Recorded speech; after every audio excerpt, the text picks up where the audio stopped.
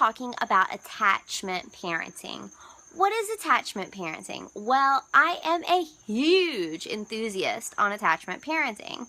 I've been lucky enough to practice this excellent method of parenting, in my opinion, since Tom popped out 3.5 years ago. So there are varying degrees of attachment parenting. There are people who practice maybe a couple of elements, use some moderation, and then those are some that take it way over the top, which I might be, yes, I am way over the top. So, the 7 elements to attachment parenting that I am just creating out of my head. I've done a lot of Googling, and I've listened to my heart, and I've talked to a lot of other attachment parenting parents. So, it starts at birth, how your birth goes, breastfeeding, co-sleeping, staying home with your baby, baby wearing, gentle parenting, and if you're taking it way overboard, homeschooling. So those are 7 elements of attachment parenting. Now, it starts at birth. When you give birth, maybe you give birth at home and your baby never leaves you and you're with a midwife and that's what you do. Or maybe you've chosen a hospital that has a priority of keeping the baby with the mother. Can your baby sleep in your hospital room with you? That would be the best way. Are you absolutely going to be able to get that skin to skin after your baby is delivered? Your baby is laid on your chest, bare skin against bare skin, and they're given the opportunity to go in for the breastfeeding. So starts at birth of staying together immediately after the child is born. And I was lucky enough to have that experience with baby Z. Tom's birth was complicated. We did not get that skin to skin, but we recovered beautifully. The next thing is breastfeeding. Breastfeeding is huge for attachment parents. Like many cases, extended breastfeeding, like age 3, definitely over age 2, definitely over 6 months. So, the La Leche League is a great support group and a great place to find attachment parents because breastfeeding is such a huge part of that lifestyle. So, the other, this is controversial, and disclaimer, it is not my fault if something horrible happens to your child, but co-sleeping is a big part of attachment parenting. To just have that baby with you and just go to sleep and you all sleep together in a family bed. Or maybe mama and baby sleep alone together for the first couple of months because the mother, in my opinion, disclaimer, you know, has the instincts to just keep her little baby safe. So I definitely co-slept baby Z for the first year, and then she transitioned into a floor bed. But with my son Tom, I was that new mom, and I was super scared my baby was accidentally going to die. So he slept adjacent. What are you doing? He slept adjacent to my bed, smack dab right beside in a bassinet so that I could breastfeed on demand through the night and just scoop him up out the bassinet. So that's one of those varying degrees of attachment parenting. He was attached to my bed, but he was not in my bed. Still attachment parenting. This girl was laying on top of me, beside me, wherever she needed to be. So, I think she wants to walk around. Baby C. The next thing would be staying at home with the baby, which is a huge element of attachment parenting, and not everybody is lucky enough to do this financially.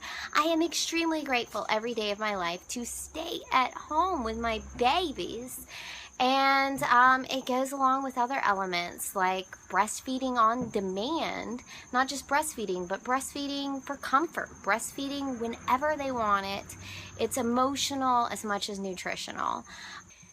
Now, staying home with baby is one of those things where it can vary with your attachment parenting. If you're not able to, the next best option is someone your baby has established a connection with, a grandparent, uncle, an aunt, dad, definitely dad. Dad is prime. But it's just one of those varying things. Or give them a chance to get to know their caregiver while you're still there and around before you have to go back to work. So it varies on many different levels, and you can make it work. Next element would be baby wearing. A little backpack for baby, a long woven wrap, a sling, a May tie. There's many ways to wrap your baby, but it's one more way of literally attaching your child to you. You don't need to push them in a stroller. They want to feel you. They want to feel your heartbeat. So this is coming from an attachment parent telling you what attachment parenting is. The next element, the sixth element, would be gentle parenting. And that, no spankings, no slapping, don't be mean, don't be hateful. Very gentle parenting. If your child is about to do something bad, then you maybe redirect them into a more positive activity. Instead of saying, no, stop that.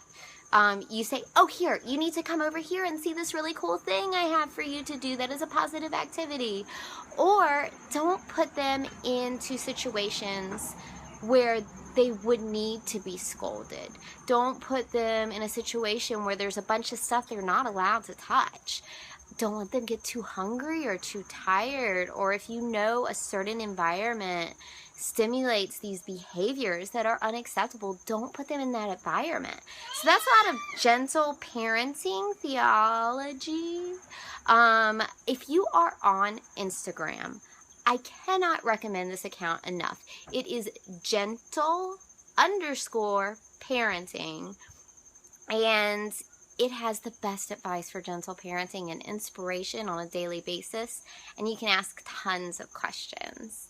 The seventh, now this is for someone who is an extreme attachment parenter, is homeschool, because you're going to keep your baby with you until they're ready to fly out on their own. Maybe it's just preschool, maybe it's 1st and 2nd grade, kindergarten, maybe it's the whole shebang, and you just want to keep your family together because you're a family. So homeschool, right now I am homeschool preschooling young Tom, and that's for someone who is an extreme attachment parenter. Most of the time, the attachment parents I've met have kind of kept it up more extreme through the infant and toddler years, and then a little less extreme once they get school age, because they do go away to school. The ultimate goal of attachment parenting is to raise children that end up more independent because they have an emotional, solid foundation of their life, and they claim their independence when they're ready. So, there's 7 elements of attachment parenting are: birth, keep that baby with you after you give birth. Breastfeeding, just keep on doing it, just keep going. Co-sleeping, if you roll over on your baby, it is not my fault. Staying home with your baby, being with your baby basically 24 hours a day. Baby wearing, just to keep them close to your body. Gentle parenting. And homeschool, if you're going over the top with attachment parenting.